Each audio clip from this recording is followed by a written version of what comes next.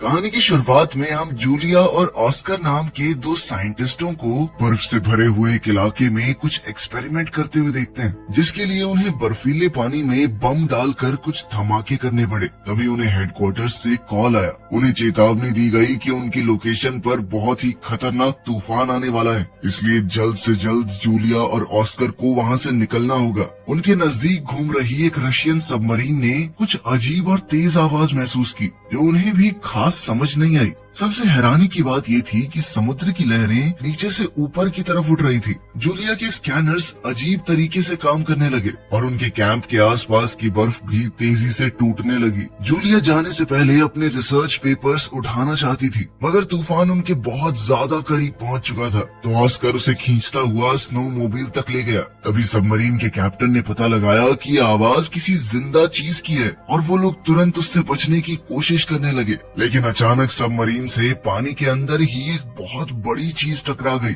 ऊपर ऑस्कर और जूलिया बर्फ टूटने के कारण जल्दी से भागने की कोशिश कर रहे थे, लेकिन बदकिस्मती से आगे भी बर्फ टूटने लगी। उनकी स्नो मोबिल जो वहाँ से निकलने का एकमात्र सहारा थी, जलकर राख हो गई और पानी में डूब गई। जल्द ही धमाकों ने उनके कैंप को भी उजाड़ कर रख दिया और बचे हुए साइंटिस्ट धीरे धीरे डूबकर मरने लगे। उधर सबमरीन को भी लगातार नुकसान पहुंच रहा था और लोग बड़ी मुश्किल से अपनी सीट्स पर बैठे थे, क्योंकि सब कुछ जोर जोर से हिल रहा था। थोड़ी कोशिश करने के बाद वो फायर करने में कामयाब हो गए और उससे निकली रोशनी ने पानी में कुछ बड़े बड़े टेंटिकल्स दिखाए। तभी एक आदमी शीशे की स्क्रीन से टकराकर दूर जा गिरा और चोट की वजह से बेहोश हो गया। इससे पहले कि सबमरीन पूरी तरह डूब जाए, एक ऑफिसर ने इमरजेंसी मैसेज दबा दिया और रशियन नेवी के हेडक्वार्टर्स में सबमरीन के गायब होने की खबर पहुंच गई, क्योंकि उस सबमरीन में बहुत जरूरी हथियार थे। इसीलिए वो या तो उसे बचाने और अगर बचा नहीं सकते तो उड़ाने के लिए रेस्क्यू टीम भेजते हैं। इस मिशन को विक्टर लीड करेगा,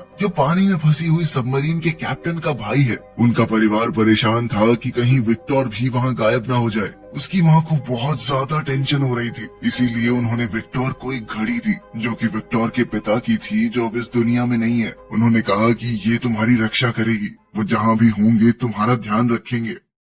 उस रात विक्टर डॉक्स पर पहुंचा तो उसे पता चला कि उसके पिता के पुराने दोस्त एडमिरल ओलशैंस्की भी मिशन पर जा रहे हैं। अब उसे चिंता होने लगी कि मिस्टर ओलशैंस्की इस काम के लिए कुछ ज्यादा ही बूढ़े नहीं हो चुके हैं। ये बुढ़ा मरेगा, नाम मेरा हो जाएगा। जैसे ही विक्टर सबमरीन में चढ़ा, तभी क्रू मेंबर्स कंप्लेन करने लगे कि उन्हें छुट्टी से जल्दी वापस बुला लिया गया। दूसरी ओर जूलिया और ऑस्कर उस बर्फीले तूफान में भटक रहे थे। फोन से सिग्नल पकड़ने की कोशिश में जूलिया का ध्यान भटक गया और वो एक गहरी खाई में गिरने ही वाली थी कि तभी ऑस्कर ने उसे ऐन वक्त पर पकड़ लिया। उसी वक्त जूलिया के फोन में एक ऑयल रिग का सिग्नल मिला और सिग्नल मिलते ही उसने कॉल मिला दी, लेकिन उस बर्फीले तूफान की वजह से बहुत ज्यादा शोर था और रिग के लोग उसकी बात नहीं समझ पाए। थोड़ी देर बाद सिग्नल चला गया और कॉल कट गई। ऑस्कर अब बहुत फ्रस्ट्रेट हो चुका था। उसने एक फ्लेयर गन आसमान की तरफ चलाई और थकान के मारे जमीन पर बैठ गया। अगली सुबह सबमरीन दूसरी सबमरीन के गायब होने वाली जगह पर पहुंची। बहुत तैयारी के बाद वो लोग पानी में उतरे।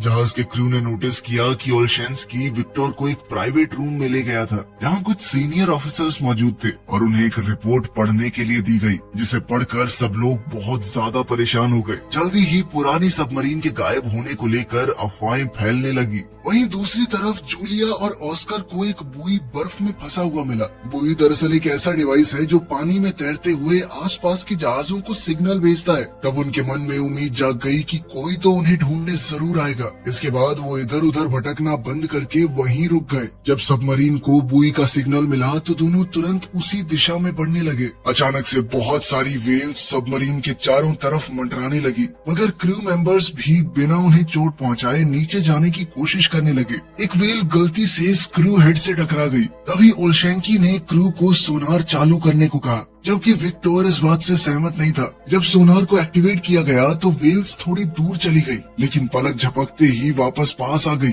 क्रू को कुछ भी समझ नहीं आ रहा था कि आखिर ये क्या हो रहा है। और तभी अचानक से सभी वेल मछलियां वहां से चली गई। पता चला कि उस एरिया में एक लो फ्रीक्वेंसी की आवाज आ रही है और अचानक ही समुद्र का निचला हिस्सा ऊपर उठ रहा है। तभी अचानक अंधेरे में एक बड़ा सा टेंटिकल हिलने लगा और सिर्फ अपने एक ही वार से उसने वेल को मार डाला। सबमरीन के क्रू को तो ये आवाज सुनाई नहीं दे रही थी। तभी उनका रेडार सिग्नल देने लगा कि एक बहुत बड़ा जीव उनकी सबमरीन से टकराने वाला है। ओलशैंस्की को लगा कि शायद किसी दुश्मन दुश्मन का जहाज आ रहा है, इसीलिए उसने क्रू मेंबर्स को फायर करने का ऑर्डर दिया। लेकिन विक्टर को ये ऑर्डर सही नहीं लगा, इसीलिए उसने क्रू को जल्दी से छुप जाने को कहा। सबमरीन बर्फ की दीवार में क्रैक के अंदर चली गई। जब भी सबमरीन बर्फ से टकराती तो हिलने लगती और रेडार की आवाज भी और तेज होती जा रही थी, जिससे हेडफोन्स लगाए हुए लोगों के कान दर्द करने लगते हैं। जैसे ही वो अजीब दुश्मन उनका पीछा करता है, क्रू को सबमरीन रोकनी पड़ी क्योंकि एक दीवार ने उनका रास्ता रोक लिया था। खुशी की बात ये थी कि उनका पीछा करने वाला वो अनजान दुश्मन तब तक जा चुका था। जब क्रू सबमरीन के डैमेज का अंदाजा लगा रही थी तो ओल्शेंस्की विक्टर को डांटता है कि उसने बिना सोचे समझे रिस्क लिया। अब उनके पास कोई ऑप्शन नहीं बचा, तो अब उन्हें सबमरीन को ठीक करने के लिए पानी के ऊपर आना होगा। वहीं जूलिया और ऑस्कर कुछ पत्थरों के पास चिपक कर गर्मी लेने की कोशिश कर रहे थे। अचानक बर्फ टूटने की आवाज सुनाई दी और सबमरीन पानी से बाहर निकल आई। सबमरीन में से लोग तुरंत बचे हुए लोगों को देखकर उनसे मिलने के लिए आए। ये पता होने के बावजूद भी कि ये लोग उस सबमरीन के तो नहीं हैं जिसके ऊपर हमला हुआ था। क्रू मेंबर्स ने उनकी बात ध्यान से सुनी। विक्टर ने बुई को चेक किया और फिर ओल्शेंस्की से बात करने गया। ओल्शेंस्की का कहना था कि इन दोनों को थोड़ा खाना देकर यहीं छोड़ दो, क्योंकि हो सकता है कि ये दूसरे देश के जासूस हों। लेकिन विक्टर ने उन पर थोड़ी दया करते हुए उन्हें सबमरीन में बैठा लिया। मरम्मत का काम पूरा होते ही सबमरीन फिर से पानी में चली गई और उन्होंने बुए के पास सर्च करना शुरू किया। मेडिकल चेकअप के बाद जूलिया और ऑस्कर को खाना दिया गया। फिर विक्टर ने उन्हें मैप दिखाकर उनके कैंप की लोकेशन पूछी और साथ ही ये भी पूछा कि क्या उन्होंने कुछ अजीब देखा है। जूलिया बताती है कि उन्होंने वहाँ बड़े बड़े धमाके देखे थे। विक्टर को लगा कि शायद यही उसके भाई की सबमरीन के डूबने की वजह है। सारा क्रू आगे की योजना के बारे में बात करने लगा, लेकिन ओल्शेंस्की ने कहा कि हमें वापस चलना चाहिए क्योंकि थोड़ी देर पहले रडार में जो भी चीज थी वो खतरा वापस आ सकता है। अगर हम पर फिर से अटैक हुआ तो इमरजेंसी सिग्नल भेजना तक मुश्किल होगा। लेकिन विक्टर अपने भाई को ढूंढने के लिए बेचैन था और ऑर्डर देता है कि सबमरीन जूलिया के कैंप की तरफ ले चलो। ओल्शेंस्की ने विक्टर को दूर ले जाकर चेतावनी दी कि ये दूसरी बार है जब उसने गलत फैसला लिया है। अगर एक और बार ऐसा हुआ तो सब कुछ खत्म हो जाएगा। विक्टर ने अपने एक साथी को समझाया कि हमें जल्दी करनी होगी क्योंकि अगर दूसरी सबमरीन में कोई जिंदा है तो उसके पास ऑक्सीजन कम ही बची होगी। तभी जूलिया को एक अजीब सी आवाज सुनाई दी। ऑस्कर कहता है कि ये सोनार की आवाज है जो दूसरी सबमरीन को ढूंढ रही है। खोज कुछ देर तक चलती रही, लेकिन फिर रेडार दिखाता है कि वो अजीब दुश्मन फिर से उनका पीछा कर रहा है। विक्टर ने क्रू से कहा कि पहले की तरह एक छुपने की जगह ढूंढो, लेकिन इस बार उनके आसपास कोई इस तरह की जगह नहीं थी। लेकिन वहीं पास में एक ऑयल रिग मौजूद थी, तो विक्टर ने सोचा कि वहाँ पर छुपने की जगह मिल सकती है। जब सबमरीन पानी की सतह पर आने के लिए तैयार हो रही थी, तब ऑयल रिग के सभी वर्कर्स समुद्र से उठ रहे बड़े बड़े टेंटिकल्स को देखकर हैरान रह गए। उन्होंने तुरंत अलार्म बजा दिया। टेंटिकल्स रिग पर अटैक करना शुरू कर देते हैं और सारी बिल्डिंग गिरने लगती है। कई जगह तो जबरदस्त धमाके भी होने लगे। बहुत से वर्कर्स ने घबराकर भागने की कोशिश की, लेकिन उनके पास कहीं जाने की जगह ही नहीं थी क्योंकि पूरा का पूरा स्ट्रक्चर ही टूट रहा था। जैसे ही सबमरीन का कांटेक्ट रिग से टूटा तो विक्टर पेरिस्कोप की मदद से ये देखने की कोशिश करने लगा कि आखिर चल क्या रहा है। जब उसने बड़े बड़े टेंटिकल्स को रिग को तबाह करते हुए देखा तो वो डर गया। उसने ये दृश्य स्क्रीन पर भेजा ताकि पूरा क्रू ये देख सके कि वो किससे लड़ रही हैं, उनका दुश्मन कितना बड़ा है। जब रिग पूरी तरह से खत्म हो गई तो वो अजीब मॉन्स्टर फिर से सबमरीन का पीछा करने लगा, जिसके बाद उन्हें सबमरीन को तुरंत मोड़ना पड़ा। ओल्शेंस्की सोचने लगा कि विक्टर का क्रू को वो बड़ा सा मॉन्स्टर दिखाना उसकी तीसरी गलती थी और उसने सीधे तौर पर कहा कि अब से लीडरशिप मैं संभालूंगा। उसने जल्दी से कहा कि 2 टॉर्पीडो इसके ऊपर दाग दो और वो सीधा टारगेट को जाकर लगे। इस पर ओल्शेंस्की ने कहा कि ऐसे किया जाता है काम, लेकिन उसका चेहरा मरे हुए फूल की तरह मुरझा गया जब एक ऑफिसर कहता है कि दुश्मन अब भी जिंदा है और अब और गुस्से में आगे बढ़ रहा है और टॉर्पीडोज छोड़े जाते हैं। एक और धमाका होता है, मेन टारगेट को फिर से लगता है, लेकिन ये भी उस बड़े से मॉन्स्टर को मारने के लिए काफी नहीं था। मॉन्स्टर सबमरीन का पीछा करता रहता है और ओल्शेंस्की डर के मारे कुछ नहीं कर पाता। तब विक्टर ने फिर से कमान संभाली और क्रू से कहा कि जितना हो सके सबमरीन को तेज भगाओ। वो लोग उस मॉन्स्टर के ज्यादातर अटैक्स से बच गए, लेकिन एक टेंटिकल सबमरीन को लगा जिससे सबमरीन को थोड़ा नुकसान तो पहुंचा। वहाँ पर काम कर रहे लोगों को भी बहुत चोट आई। विक्टर का भी सर टकरा गया और उसे चक्कर आने लगे। कुछ कंप्यूटर्स में शॉर्ट सर्किट हो जाते हैं और एक कंप्यूटर तो एक आदमी के ऊपर गिर गया। सबमरीन डूबने लगती है और वो मॉन्स्टर इस मौके का फायदा उठाकर एक और जोर का हमला करता है। अचानक से मिसाइल वाले कंपार्टमेंट में धमाका हो गया। वहाँ पर बुरी तरह से आग लग गई, जिसके बाद जहाज के क्रू ने वहाँ पर वेंटिलेशन बंद करके एरिया को पूरी तरह सील कर दिया। 7 लोगों ने वहीं रुककर एक्सटिंग्विशर की मदद से आग को बुझाने की कोशिश की, लेकिन टेंटिकल के एक और जबरदस्त वार से सबमरीन तेजी से नीचे गिरने लगती है। रेडार दिखाता है कि उस जानवर ने उन्हें चारों तरफ से घेर लिया है। जब क्रू ने ध्यान से देखा तो पता चला कि वो मॉन्स्टर एक क्रैकन है, आज के ऑक्टोपस का एक बहुत बड़ा रूप। क्रैकन के बारे में पुराने समय में बहुत सी कहानियां लिखी गई हैं। अब क्योंकि उनके पास एक आखिरी मिसाइल बची है तो उसे बहुत सोच समझ कर इस्तेमाल करना होगा। वो लोग आपस में डिस्कशन करने लगे कि आगे क्या करना चाहिए। विक्टर ने कहा कि सबमरीन को साइलेंट मोड पर ले जाओ, क्योंकि समुद्री जानवर आमतौर पर आवाजों से शिकार करते हैं। इसी वजह से टॉर्पीडो रूम में मौजूद वर्कर्स को आग बुझाने का काम रोकना पड़ता है, जिससे वहाँ पर कार्बन डाइऑक्साइड और कार्बन मोनोऑक्साइड के लेवल बढ़ने लगे। क्रैकन की आवाज कम्युनिकेशन ऑफिसर के कानों में बुरी तरह चुभ रही थी। टॉर्पीडो वाले कमरे में मौजूद लोग सोचने लगते हैं कि क्या हम ऐसे ही मर जाएंगे, लेकिन खुशकिस्मती से विक्टर का प्लान काम करने लगा और वो क्रैकन वहाँ से दूर चला गया। अब वो लोग दोबारा से अपने काम पर लग सकते हैं, लेकिन तब तक आग इतनी ज्यादा फैल चुकी थी कि थोड़े से एक्सटिंग्विशर से बुझाना पॉसिबल ही नहीं था। कुछ लोग आग से जलने लगे और तभी विक्टर ने सबको कहा कि कंपार्टमेंट खाली कर दो, जो चीज जल रही है जलने दो, बस अपनी जान बचाओ। कुछ ऑफिसर जब फायर एरिया से बाहर निकल रहे थे तो वो बुरी तरह से घायल हो गए, लेकिन बाकी के क्रू ने उन्हें दरवाजे के पार ले आने में उनकी मदद की। आखिरी सेकंड में दरवाजा बंद कर दिया गया ताकि आग बाकी हिस्सों तक न पहुंच सके। टॉर्पीडो कंपार्टमेंट का प्रेशर कंट्रोल करके आखिरकार आग बुझा दी जाती है। ये वहाँ पर लोगों के होते हुए नहीं किया जा सकता था। इसके बाद जो लोग अभी भी ठीक थे उन्हें रिपेयर का काम दे दिया गया और जो लोग घायल थे उन्हें इन्फर्मरी या उनके कमरों में भेज दिया गया।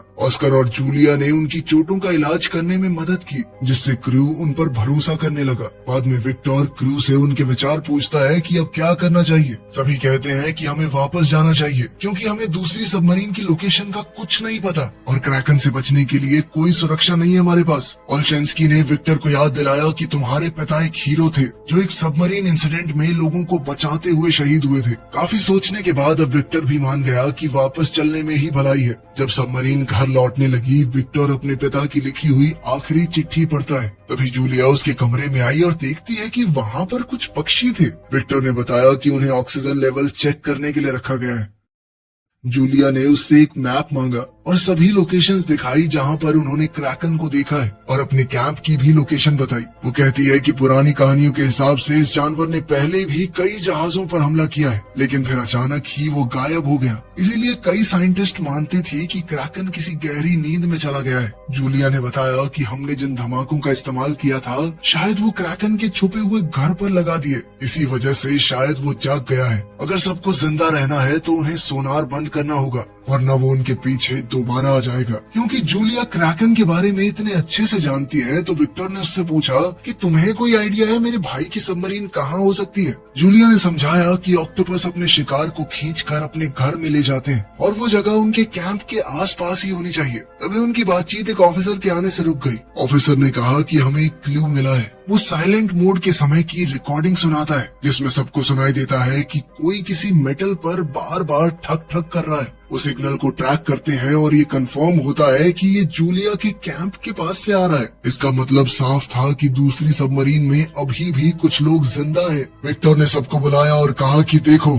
हमारे फौजी उस सबमरीन में बंद हैं, जिंदगी और मौत के बीच जूझ रहे हैं। वो अगर उन्हें हम नहीं बचाएंगे तो कौन बचाएगा। ये मत सोचना कि मैं सिर्फ अपने भाई के लिए वहाँ जाना चाहता हूँ। अगर तुम में से कोई भी वहाँ होता तो मैं एक आदमी के लिए भी यही करता। जिसके बाद उसने अपने साथियों को सीधे ऑर्डर दिया कि सबमरीन को जूलिया के कैंप की तरफ ले चलो। अचानक मशीन और दीवारों में से नट बोल्ट्स निकलने लगे, ग्लास और लाइट्स टूट गई। इसका मतलब था कि सबमरीन ज्यादा गहरे पानी में चली गई है, जिस वजह से वो लोग सबमरीन को थोड़ा ऊपर लेकर गए। तब एक ऑफिसर ने नोटिस किया कि हम तो कुछ अलग ही जगह पर आ चुके हैं। विक्टर ने कहा कि हमें एक मिनी सबमरीन भेजनी चाहिए इस जगह को अच्छे से देखने के लिए, क्योंकि मिनी सबमरीन का पायलट पिछले अटैक में इंजर्ड हो गया था। तो विक्टर ने कहा कि मैं खुद जाऊंगा और तब तक ओल्शेंस्की कमांड में रहेंगे। मिनी सबमरीन विक्टर और 2 ऑफिसर्स के साथ निकलती है। जैसे जैसे वो गहरे पानी में जा रहे थे, प्रेशर की वजह से उन्हें सबमरीन के मेटल से आवाजें सुनाई देने लगी, क्योंकि इतनी गहराई में वो पहली बार जा रहे थे। प्रेशर जल्दी ही उस सबमरीन के ऊपर असर डालने लगा, इसीलिए अगर उन्हें जल्दी जल्दी कुछ नहीं मिलता तो उन्हें वापस जाना पड़ेगा। तभी उन्हें कहीं से आवाज सुनाई थी। जब वो उस दिशा में गए तो पता चला कि वहाँ हजारों डूबे हुए जहाज थे। इसका मतलब है कि जूलिया की थ्योरी और कहानियां एकदम सच हैं। आखिरकार उन्हें दूसरी सबमरीन मिल गई और वो उसकी डैमेज को चेक करते हैं। खुशी की बात ये थी कि उसका आगे का हिस्सा अभी भी ठीक है। इसका मतलब है कि कुछ लोग वहाँ छुपे हो सकते हैं। उन्होंने इस मिनी सबमरीन को पुरानी सबमरीन से जोड़ने की कोशिश की, लेकिन इतने प्रेशर में ये कर पाना बहुत मुश्किल था। आखिरकार काफी कोशिशों के बाद उन्होंने कनेक्शन बना ही लिया। विक्टर ने डाइविंग सूट पहना और कनेक्शन की मदद से दूसरी सबमरीन में चला गया। हैच खोलने से पहले उसने नॉक किया और अंदर जाकर वो बहुत खुश हुआ, क्योंकि क्रू अभी भी जिंदा था, उसका भाई अलेक्जेंडर भी।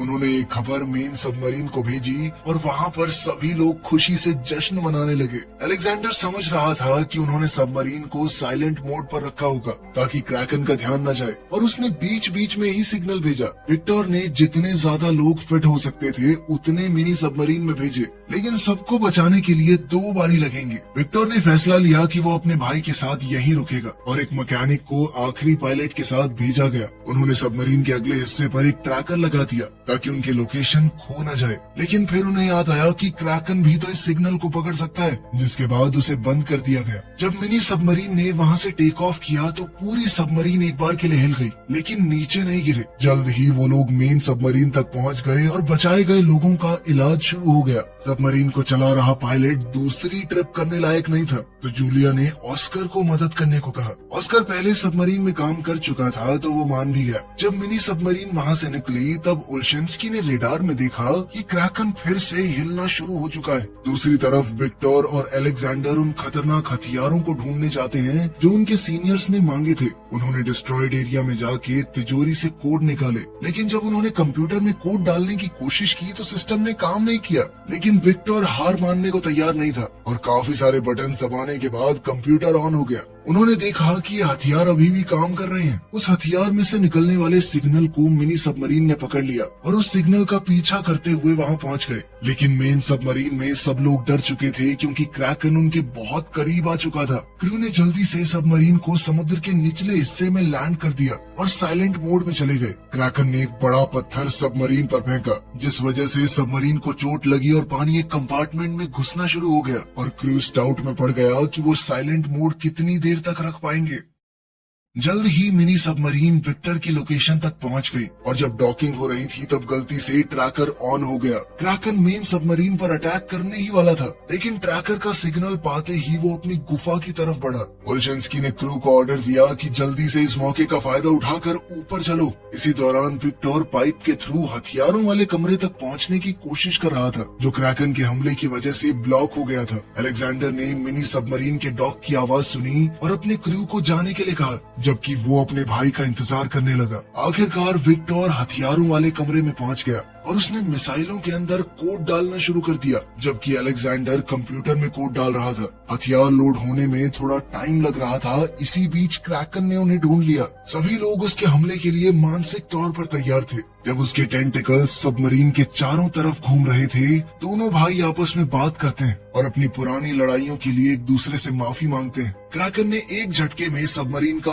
आधा हिस्सा तोड़ दिया, लेकिन वो हिस्सा तो पहले ही खाली था। क्रैकन अब दोबारा अटैक करने ही वाला था। दोनों भाइयों ने एक साथ बटन दबा दिया ताकि हथियार फायर हो सके। अब पानी सबमरीन में घुसने लगा तो विक्टर जल्दी से पाइप के थ्रू वापस अलेक्जेंडर के पास गया। वो हथियार जल्द ही खुद ब खुद फटने वाले थे, तो दोनों भाई तेजी से निकलने की कोशिश करते हैं। सबमरीन अब डूब रही थी और जोरदार लहरों की वजह से कॉरिडोर में पानी आ रहा था, जिस वजह से दोनों भाई अलग हो गए। विक्टर ने अलेक्जेंडर को ढूंढते हुए उसका हाथ पानी से बाहर निकलते हुए देखा। विक्टर ने तुरंत उसका हाथ पकड़ा और अपने पास खींचने लगा, जब तक अलेक्जेंडर सही सलामत उसके पास नहीं आ गया। दोनों भाई सीढ़ियां चढ़कर मिनी सबमरीन में घुस गए और दरवाजा बंद कर लिया ताकि पानी अंदर न आ सके। अब सिर्फ 2 मिनट बचे हैं धमाके के लिए, लेकिन मिनी सबमरीन लॉन्च नहीं कर पा रही थी। जब वो लोग मेन सबमरीन के साथ जुड़े जुड़े नीचे गिरने लगे तो विक्टर को इमरजेंसी लीवर याद आया। उसे खींचते ही मिनी सबमरीन आखिरकार डिस्कनेक्ट हो गई। फिर वो तेजी से निकलते हैं और हथियारों के फटते ही जो शॉक वेव निकली उन्होंने मिनी सबमरीन को समुद्र में घुमा दिया। ऊपर मेन सबमरीन में सब लोग बस उनके सही सलामत ऊपर आने का इंतजार कर रहे थे। कुछ देर बाद सब लोगों के हौसले टूट ही रहे थे कि तभी पानी में कुछ बबल्स दिखने लगे। वो मिनी सबमरीन ही थी जो आखिरकार ऊपर आ चुकी थी। आखिरकार वो सभी लोग बच गए और दोनों भाई एक साथ अपनी माँ से मिले। वीडियो पसंद आई तो लाइक कर देना, चैनल को सब्सक्राइब कर लेना। मिलते हैं अगली वीडियो में।